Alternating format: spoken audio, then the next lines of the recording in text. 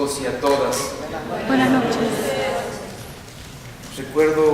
No recuerdo, sino que viene a mi mente la lectura de cuando Jesús estaba en el huerto de los olivos y dijo a sus apóstoles: espérenme aquí que yo voy a ir a orar. Y cuando el Señor regresó, los encontró durmiendo. Y se fue otra vez Jesús y volvió, y la segunda vez los volvió a encontrar durmiendo. No me refiero a que estén durmiendo, me refiero a que cuando nos toca orar, siempre nos cuesta perseverar. Las cosas de Dios son así, son las que nos salvan definitivamente, pero son las que más dificultad encuentran en nuestra vida y en nuestro cuerpo. Así que vamos a ofrecerle a la Virgen María estas reuniones que estamos celebrando para tratar de entender mejor nuestra fe en Dios, que se nos ha manifestado también a través de ella. Es decir, nuestra devoción a la Virgen María nos lleva al Padre, al Hijo y al Espíritu Santo. Y vamos a pedirle a ella que nos ayude en esta noche a entender un poco más ese misterio. Bien. Hay 3 privilegios dedicados a la Virgen María, ya hemos hablado de ellos, ya los hemos mencionado, 2 al menos ya hemos platicado a profundidad. Hay 2 privilegios de María, se llaman, porque solo los tiene ella y no los tiene nadie más. ¿Recuerdan cuáles son? Que nació sin pecado original, la fiesta que celebramos anoche. El privilegio de haber nacido inmaculada, sin la mancha del pecado original. Otro privilegio,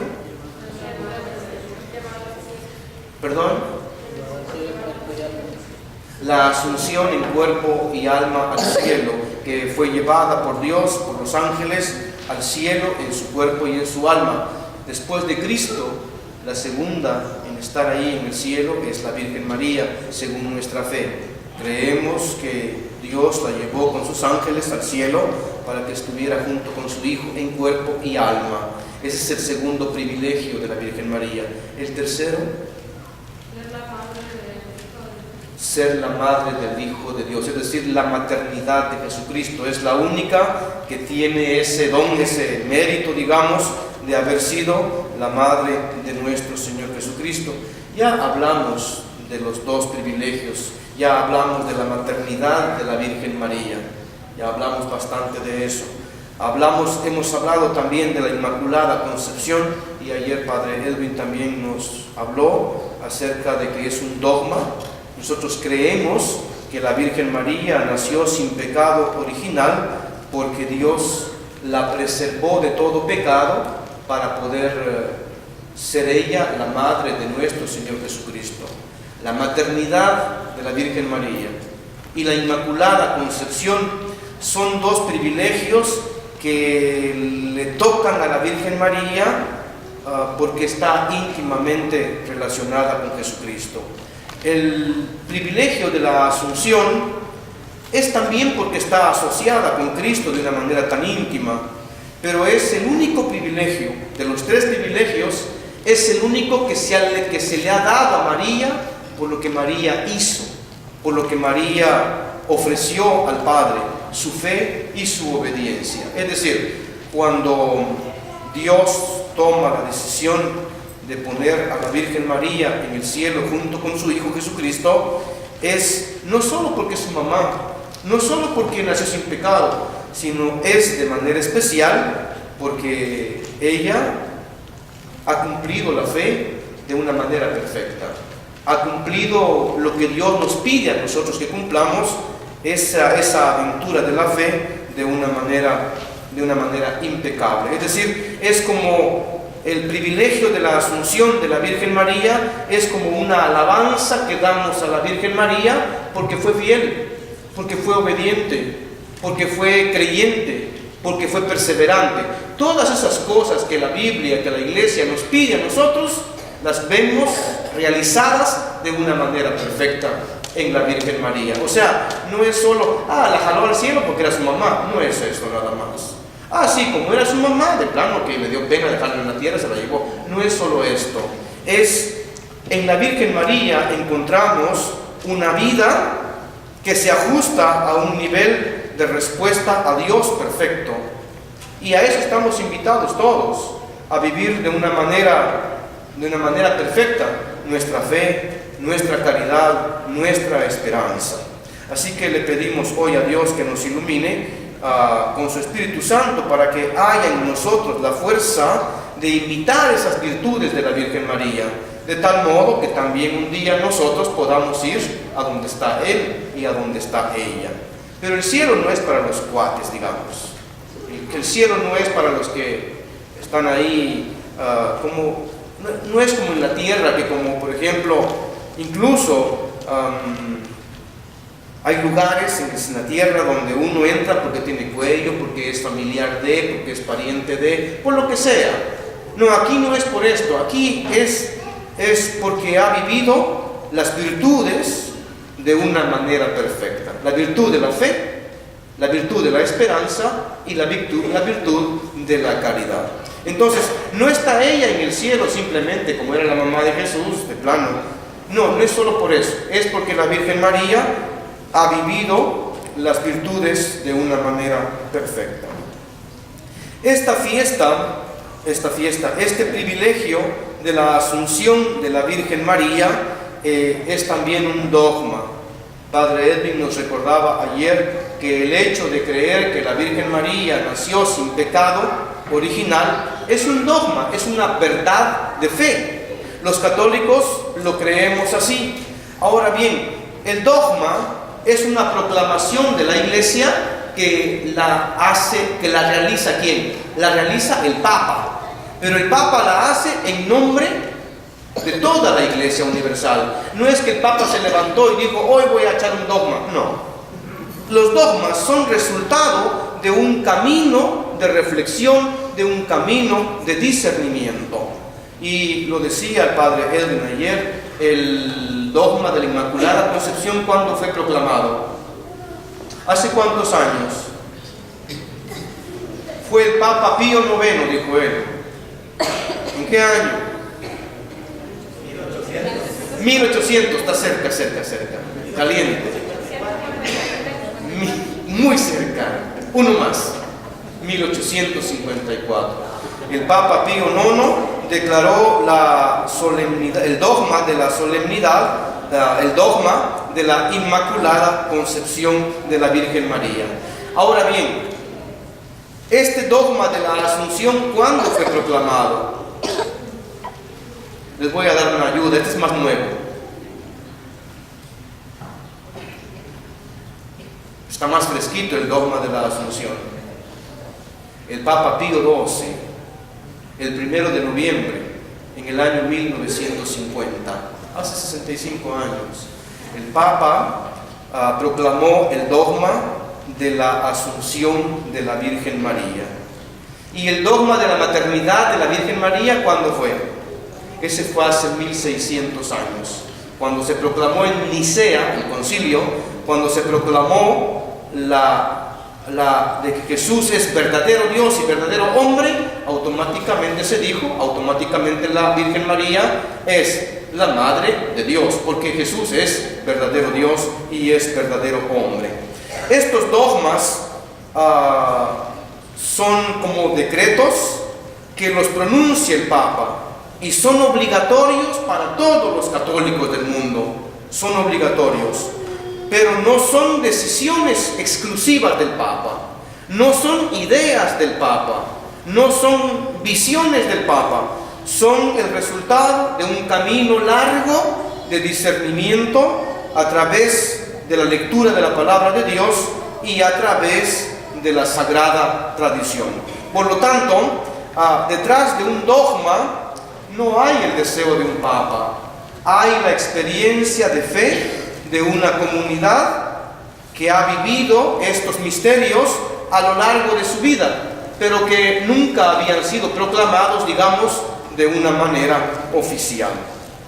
El Padre Edwin decía ayer, los dogmas no están amparados simplemente en la opinión de un Papa, en la opinión de un obispo. Los dogmas tienen fundamento bíblico. Los dogmas tienen fundamento en la sagrada tradición, pero el dogma, el principal fundamento de un dogma, ¿dónde está? En la fe del pueblo, en el sensus fidei, decía él, entendiendo que lo que la gente cree, lo que el pueblo cree, es de alguna manera una experiencia práctica de lo que Dios quiere que creamos. Durante siglos, los primeros cristianos tenían esta fe en la Virgen María como la Madre de Dios, tenían esta fe en la Virgen María como nacida sin pecado original, y tenían esta fe como llevada al cielo. Pero no existían los dogmas. ¿Para qué se hacen los dogmas? Los dogmas se hacen para cuidar la fe, para proteger la fe de la comunidad. Por ejemplo, en aquellos años habían problemas. Mientras un cristiano decía, por ejemplo, ¿por qué decís que María es Madre de Dios? Un cristiano decía, porque Cristo es Dios. Le atacaban y le decían, no, Él es simplemente un ser humano. María, lo que María dio a luz en el pesebre es un muchachito de carne y hueso. Por lo tanto, María es únicamente la madre del hombre, no de Dios. Es ahí cuando la iglesia hace el dogma. ¿Para qué? Para asegurar nuestra fe, para que no nos perdamos en nuestra fe, para que delante de los ataques de las personas que no son católicos, nosotros podamos permanecer firmes en nuestra fe. ¿Está bien? Luego, ¿por qué el Papa hace el dogma de la Inmaculada Concepción de la Virgen María? Hay que recordar un movimiento muy importante, el movimiento protestante.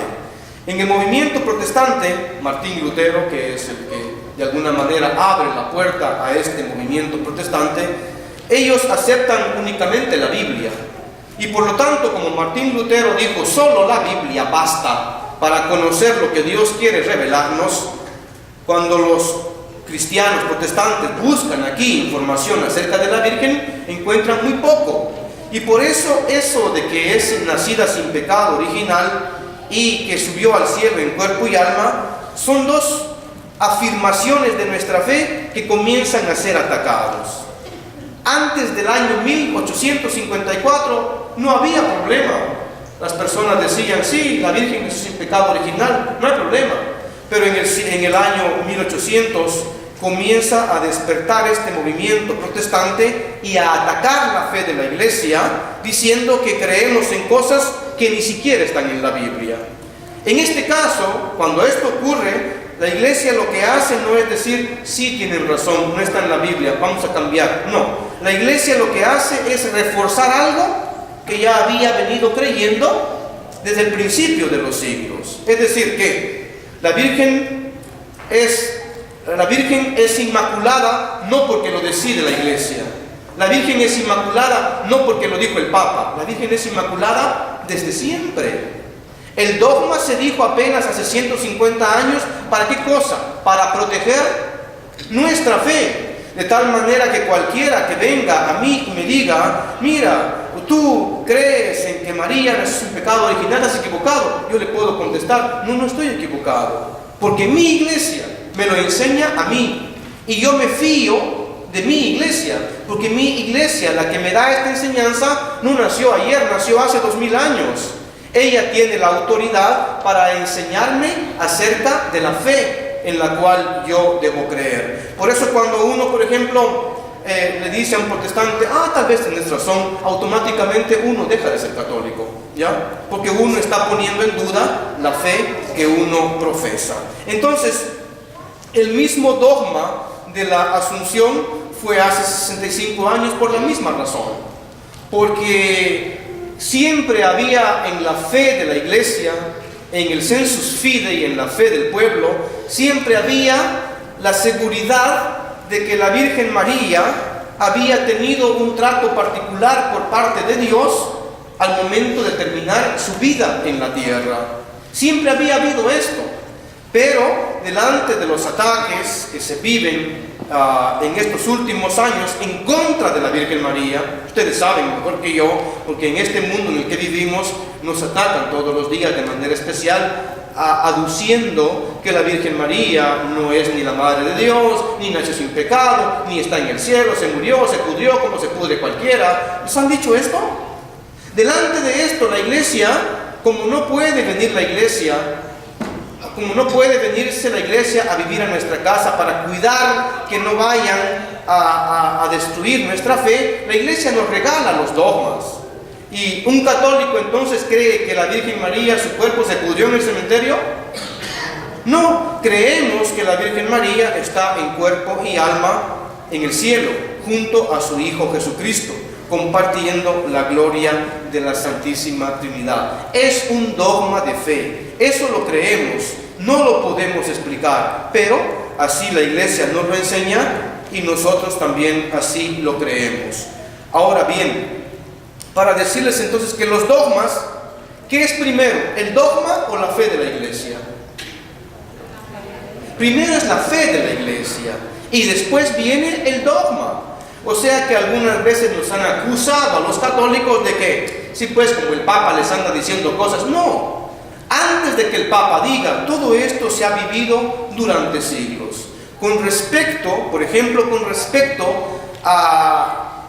al privilegio de la asunción de la Virgen María en cuerpo y alma al cielo. Con respecto a este misterio, a este privilegio dado por Dios a la Virgen María, tenemos una experiencia de fe. Cuando leemos libros que no están en la Biblia, los libros apócrifos, en los libros apócrifos se nos cuenta que la Virgen María no se murió, que la Virgen María, cuando acabó su vida en la tierra, se quedó dormida.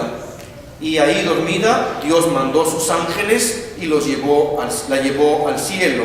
Algunos pueden decir, esto es un invento de ustedes. Es probable, es un invento de nuestra devoción, está bien, pero esto refleja un sentimiento que hay adentro de una persona. Cuando uno inventa algo, es porque algo hay dentro de uno. No sé si me estoy explicando. Por ejemplo, cuando uno piensa que están hablando mal de uno, es porque uno siente eso por dentro, ¿o no? Sí, no sé si vale la pena el ejemplo o no. Es decir que uno piensa cosas y dice cosas porque hay algo que se está experimentando por dentro. Hay una experiencia interna. Entonces, está bien. Este libro tal vez es un libro que no es histórico, pero lo que el libro refleja es un sentimiento que había en el corazón de los primeros cristianos. Entonces, estos libros que son de hace 1700 años, nos reflejan que ya desde hace tantísimo tiempo había en la comunidad ese sentimiento de decir que la Virgen María al final de su vida terrena no había sido puesta en un cementerio, sino había sido llevada por Dios y sus ángeles al cielo. Pero hay un libro que no está en la Biblia, y hay un libro que es histórico. Es el diario de una señora peregrina que vino a Jerusalén en el tiempo de Constantino, en el siglo IV. Esta señora era amiga de doña Elena, la mamá de Constantino. La señora Elena, la mamá de Constantino, cuando el emperador se hizo cristiano, o cuando el imperio se hizo cristiano, la mamá del emperador se preocupó por rescatar los lugares sagrados y las cosas de Jesús. Ella se fue a buscar la cruz. ¿Dónde está la cruz? Ella se fue a buscar la manta con que le limpió la Verónica la cara a la Virgen María, a Jesús. Ella estuvo buscando estos tesoros porque eran objetos que habían estado íntimamente conectados con la persona de Jesús. Y entonces también a ella le preocupaba encontrar dónde estaba la tumba de la Madre del Señor. A ella le interesaba, por ejemplo, llevarse a Roma un pedazo de cruz, un pedazo de vestido de Jesús, un pedazo. Y como ella leía el Evangelio y que Jesús había resucitado, a ella entonces le quedaba la curiosidad que de repente tal vez un hueso de María se podía llevar a Roma. Imagínense, para poder tener algo de la Madre del Señor. Y resulta que cuando ella anda buscando esta tumba de la Virgen María para llevarse algo de ella, resulta que hay un silencio absoluto acerca de dónde está sepultada la Virgen María. Nunca los discípulos ni dijeron ni escribieron: aquí está la tumba. No hay ninguna información acerca de esto.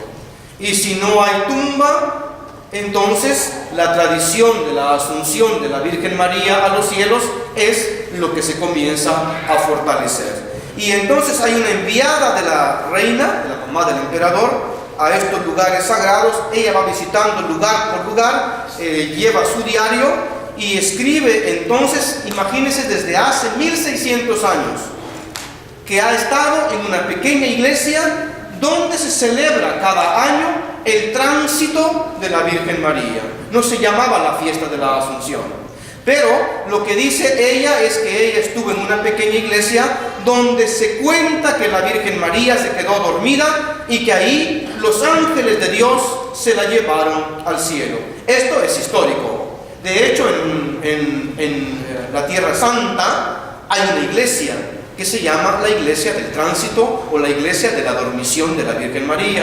Una iglesia que tiene 1700 años. O sea que el dogma se hizo hace ¿cuántos años? Hace 65 años. Pero ¿desde cuándo los cristianos piensan que Dios se la llevó al cielo? Desde siempre. Desde siempre los cristianos tienen fe, y de alguna manera esto tiene que ser histórico, porque una mentira, ¿cuánto tiempo dura? Un año. Una mentira, ¿cuánto tiempo dura? 2 semanas. ¿Puede acaso una mentira durar 1000 años?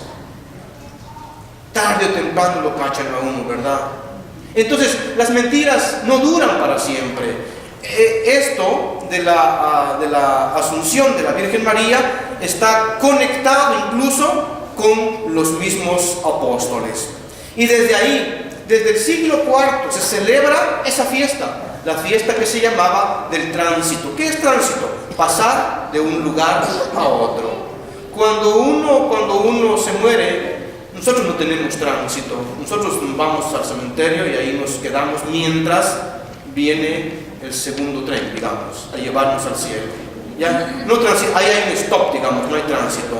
Entonces, la fiesta del tránsito significa que la Virgen María ha pasado de una vida inmediatamente a otra vida. Así se llamaba la fiesta del tránsito de la Virgen María. ¿Desde hace cuántos años? Hace 1600 años.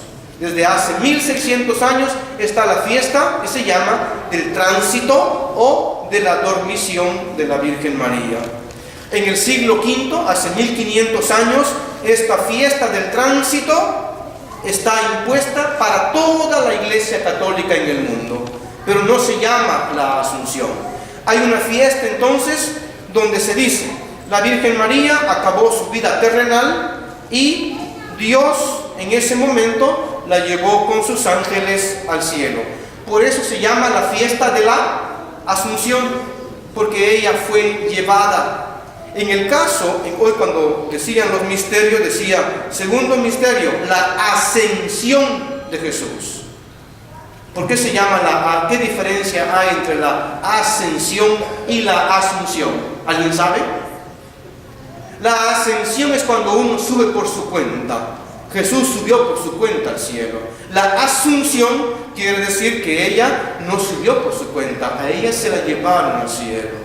Se la llevaron los ángeles al cielo y se la presentaron a Jesús.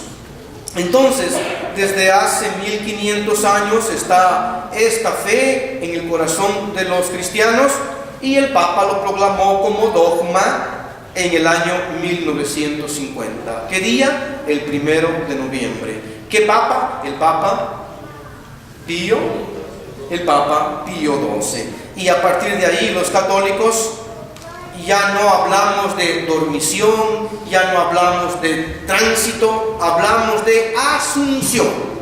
Es decir, Dios se la llevó con sus ángeles y se la llevó con su cuerpo y con su alma a los cielos.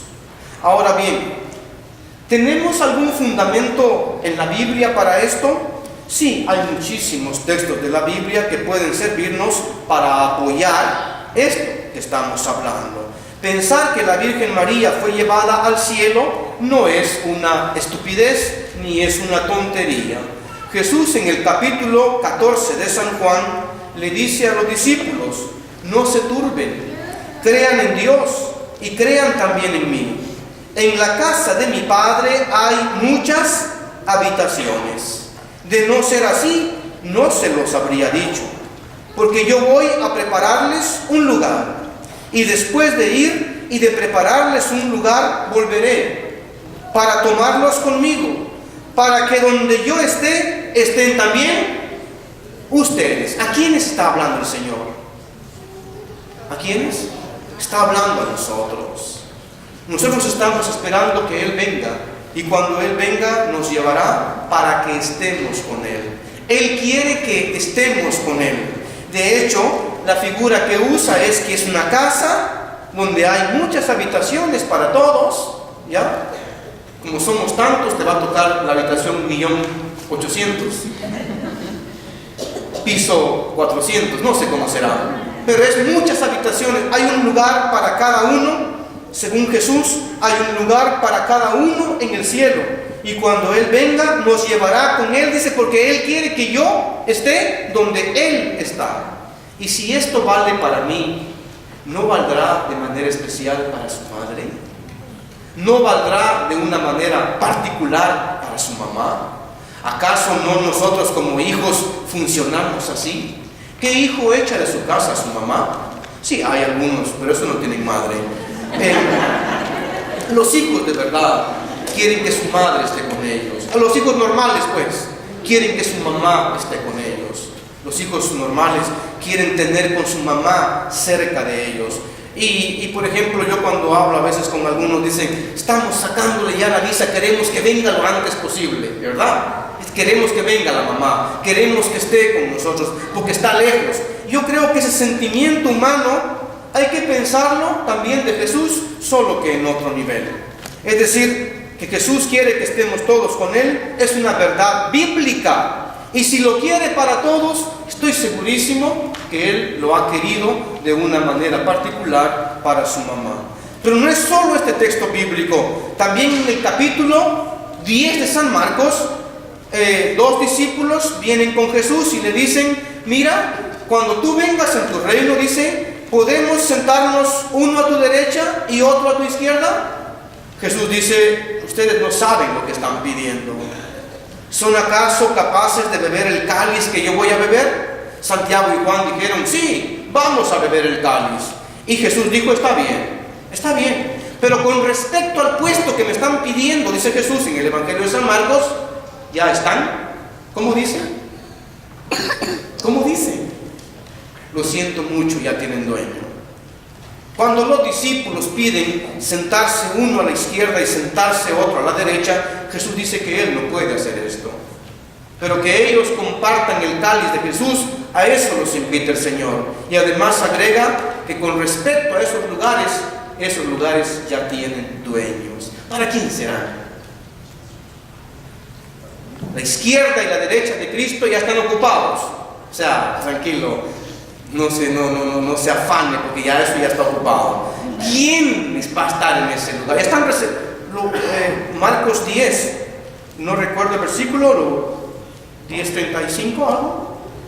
Jesús dice, esos lugares, dice que ya tienen dueño. ¿Para quién será el lugar de su izquierda y el lugar de su derecha? Yo digo que uno de ellos dos es para su mamá y el otro es para nosotros, es para cualquiera de nosotros. Yo estoy seguro que esos lugares están ocupados en el sentido que uno de ellos, los dos, dice él, ya tienen dueño. Estoy seguro que la Virgen María ocupa uno de esos lugares. Es decir, tenemos fundamento bíblico para pensar que la Virgen María ha sido llevada con Él. Totalmente. Y por último, para terminar esta parte. Cuando yo digo por último, sus ojos. Es por último para terminar esta parte, ¿no? Por último, es el apóstol San Pablo, en la primera carta a los Corintios, está hablando de la resurrección de los muertos. Y dice el apóstol Pablo, si ustedes no creen que Cristo resucitó, entonces vana es nuestra fe. Y dice el apóstol Pablo, si no hay resurrección de los muertos, entonces ¿para qué estoy yo arriesgando mi vida? ¿Para qué estoy yo poniendo en peligro mi vida si no hay resurrección de los muertos? Y dice el apóstol Pablo en la primera carta a los Corintios,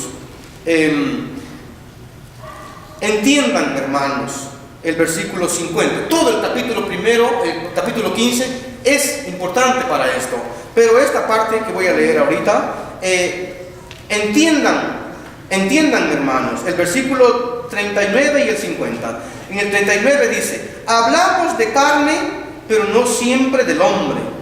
Otra la de los animales, otra la de las aves y otra la de los peces. Y si hablamos de cuerpos, el resplandor de los cuerpos celestes no tiene nada que ver con el de los cuerpos terrestres. Cuando decimos que la Virgen María se fue en cuerpo y alma al cielo, no quiere decir como solemos decir nosotros con todo y caites, porque nada corruptible, dice Pablo en el capítulo 15, entra en el cielo. Es decir que la Virgen María ha subido en cuerpo y alma al cielo, quiere decir que el cuerpo de la Virgen María ha sido glorificado por Dios y luego llevado al cielo, igual que el cuerpo de Cristo. Cristo, después de su resurrección, tenía cuerpo, pero ese cuerpo de Jesús era su mismo cuerpo físico, pero era un cuerpo que ya estaba en otro nivel, era un cuerpo glorificado. Por ejemplo, cuando uno dice, o sea que la Virgen fue llevada con cuerpo y alma al cielo, o sea que en el cielo la única de carne es la Virgen, es un error entenderlo así. Cuando hablamos de que fue llevada en cuerpo, nos referimos a que la realidad física de la Virgen María fue asumida por la gloria de Dios, por el poder de Dios, y ese cuerpo ha sido glorificado. De tal manera que la Virgen María en el cielo no se baña, porque su cuerpo ya está glorificado, su cuerpo ya está, digamos, en otro nivel. Es un cuerpo glorificado.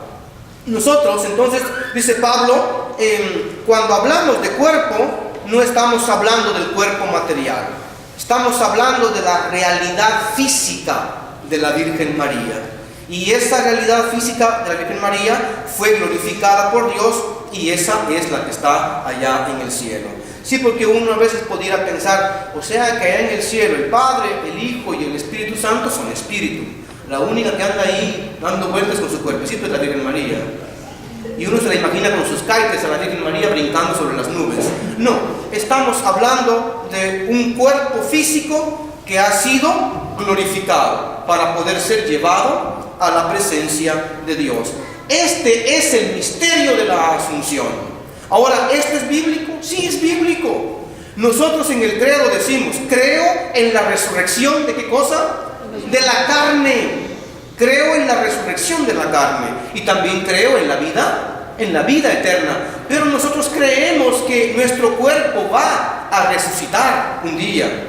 Nuestro cuerpo material será glorificado. O sea, cuando usted dirá, bueno, si vamos a resucitar con todo y cuerpo, yo seguiré teniendo en el cielo algún problema que tengo en la tierra con mis pelos, con mi nariz, con mis bigotes. No, su cuerpo va a estar mejor que está ahora. Su cuerpo va a estar glorificado. Es decir, no hay problemas de juanetes, de uñas, nada de eso allá. Su cuerpo está en otra dimensión. De esto habla la Biblia para todos nosotros. Y durante años la iglesia se oponía, por ejemplo, a la donación de los órganos. Porque la iglesia decía, usted no puede donar su hígado, porque cuando sea la resurrección de su cuerpo, ¿dónde va Dios a hallar su hígado? Lo va a andar buscando en otro cuerpo. Pero es que nosotros pensamos como humanos. No, Dios tiene el poder para encontrar su hígado, su riñón, donde quiera que esté. No se preocupe. Por eso la iglesia hace toda una explicación distinta acerca de la donación de los órganos. La iglesia dice que el que no es capaz de donar un vaso de agua, que no regale nada de su cuerpo, porque ni siquiera es su cuerpo, ¿ya? Es decir que a la hora de hablar de nuestro cuerpo, la resurrección de la carne vale para nosotros. Algún día nos tocará a nosotros, pero a la Virgen María ya la iglesia cree firmemente que la Virgen María ya está disfrutando de este beneficio que Dios nos ha prometido. Dice San Pablo en el versículo 50: entiendan, hermanos, lo que es carne y sangre no puede entrar en el reino de Dios. En la vida que nunca acabará no hay lugar para cuerpos corruptibles. Los cuerpos que entran en el cielo son cuerpos entonces que tendrán, dice Pablo, que ser transformados. Es decir, cuando hablamos de la asunción de María a los cielos en su cuerpo y en su alma, estamos hablando de una verdad bíblica. Esto que un día va a tocarnos a nosotros, eso ya le tocó a la Virgen María. Ahora, ¿por qué ya le tocó a la Virgen María? Porque nadie ha estado asociado al proyecto de Dios de una manera tan íntima como la Virgen María. De alguna manera, a mí se me antoja pensar, por ejemplo, que Dios es un caballero. Dios no usa las cosas como nosotros y las tiramos. Dios no es como nosotros, que a veces usamos a las personas también y las botamos a la basura. Es decir, mientras me sirve aquel, soy amigo de él. Cuando ya no me sirve, lo dejo tirado. No, Dios no funciona así. Dios ha tenido un trato íntimo, particular con la Virgen María. Yo creo que la Iglesia tiene razón para ayudarnos a creer en esto. Porque si Dios ha utilizado en el sentido correcto el cuerpo de la Virgen María para ser la madre de su hijo y para criar a su hijo, para amamantar a su hijo, para educar a su hijo, Dios este cuerpo no lo puede descartar. Sí puede si quiere, pero Él no es así. Dios rescata de alguna manera el cuerpo de la Virgen María, porque en ella ha habitado el Espíritu Santo y ha habitado la misma presencia de nuestro Señor Jesucristo. Así que le pedimos hoy a Dios nosotros que nuestra fe en este misterio se haga cada vez más fuerte, porque tiene un fundamento bíblico, tiene un fundamento en la tradición y tiene un fundamento también en la historia por el testimonio mismo de la Iglesia. Ahora bien, ¿en qué nos puede servir a nosotros? ¿O para reflexionar qué nos puede servir este misterio de la Asunción? El Papa Benedicto XVI decía: el hecho de celebrar que la Virgen María ha sido llevada al cielo es una prueba de que nosotros los cristianos tenemos un destino seguro. ¿Dónde? ¿Con quién? Con Dios. Nuestra última morada no es el cementerio. La Virgen María ya experimentó ese camino de una manera perfecta, digamos.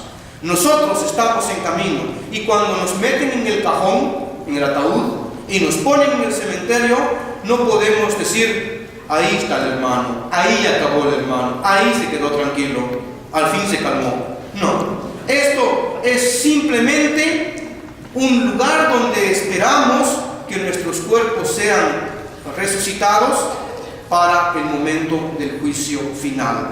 ¿También esto es bíblico? Sí, porque ya le pasó a la Virgen María. Creemos que eso que Dios promete a todos ya lo vivió la Virgen María. La Virgen María entonces es la Asunción de María, es como una invitación para nosotros para tener esperanza. ¿Hacia dónde vamos? Hacia la casa del Padre. ¿Hacia dónde vamos? A estar con Él allá. Los católicos no vamos para donde sea. ¿A dónde va tu vida como cristiano? Yo estoy aquí caminando, ¿a dónde? Como dice Pablo, a la casa del Padre. Es decir, el cristiano no va caminando a tiendas. El cristiano sabe dónde va a acabar su vida. ¿Dónde va a acabar su vida? En la casa de Dios, junto a Dios. Sí, pero si no te portas bien, primero vas con Dios y después te va a mandar al infierno, ¿ya? Pero primero hay que ir allá. Yo le dije a mi amigo hace unos días: es tan buena gente usted, le dije que usted va a ir al cielo. Él me dijo: aunque sea mirar, Padre, pero voy a ir. Aunque sea mirar, pero voy a ir. De alguna manera, ese es nuestro destino. Nuestro destino no está en el cementerio, está en Dios, y la asunción de la Virgen María nos da esperanza para esto. Que el Señor haga más fuerte nuestra fe y que la asunción de la Virgen María nos llene de esperanza, nos ayude a entender que nuestro destino final está justo ahí, delante del Padre, delante del Hijo y delante del Espíritu Santo. Vamos a ponernos de pie para glorificar a Dios por haber tomado a la Virgen María entre los santos y haberla llevado en su cuerpo y en su alma a los cielos. Gracias, Dios Todopoderoso, por la grandeza de tu poder que has manifestado, llevando a la Virgen María en su cuerpo y en su alma al cielo mismo donde tú habitas. Permítenos a nosotros imitar las virtudes de la Virgen María, de tal modo que al final de nuestros días, por la misericordia tuya, que es infinita, podamos también compartir los méritos que tú ya has compartido con la Virgen María. Gloria al Padre, gloria al Hijo y gloria al Espíritu Santo. Como era en un principio, ahora y siempre, por los siglos de los siglos. Amén. Bajo tu amparo nos acogemos, Santa Madre de Dios. No desprecies las súplicas que te dirigimos en las necesidades. Antes bien, líbranos del peligro, oh Virgen gloriosa y bendita, así sea. Pidamos a Dios Padre Todopoderoso, Señor Hijo único Jesucristo, Espíritu Santo, dador de vida, que por la intercesión de la Santísima Virgen María, Dios nos colme de su bendición y nos proteja de todo lo malo. En el nombre del Padre, del Hijo y del Espíritu Santo. Amén.